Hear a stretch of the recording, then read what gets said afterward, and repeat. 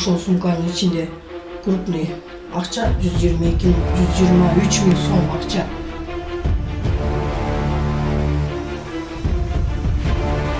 Кийимдерим, өзүнүн кыздарынын кийимдери зерикпей бүт баарын чачып алып туткан.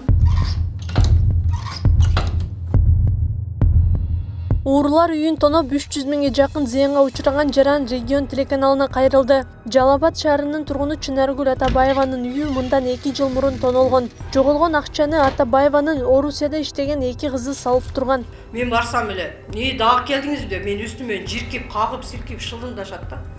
Именно ошо тергөөчүнүн жетекчисин айтам мен. Насирдинов Бекболоттучу.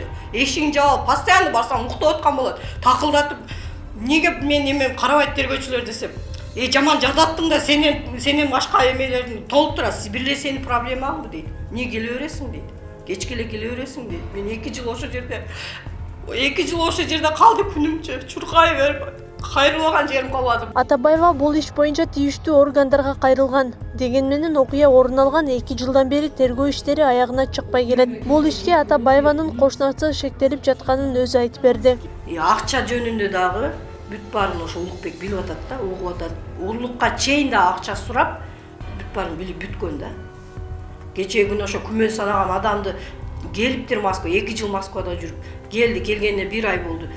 Келип ушул жерде жүрсө дагы менен качып, бетин алып качып, катын экөө нары бери басып. Алып келип, начальникке чейин чукка бийлап бардым. Алып чыгабыз, алып балам мен сиз беттештиребиз деди. Беттештирген жок. Кечээ мен өз көзүм менен көрдүм. Таксиге отуруп кетти. Туугандары узатты.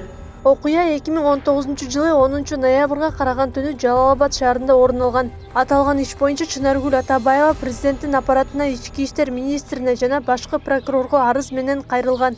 Тараптардан иштин көзөмөлгө алынгандыгы жана тергөө амалдары жүргүзүлөрү тууралуу жооп келген. Ал эми арызданган жаран боюнча токтоло кете турган болсом, бул окуя 2019-жылы ноябрь айында болгон.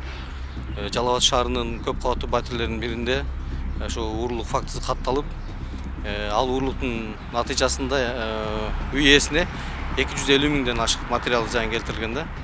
Бул факты боюнча дагы учурда өндүрүш иши токтотулган жок, тергөө иштери жүргүзүлүп жатат.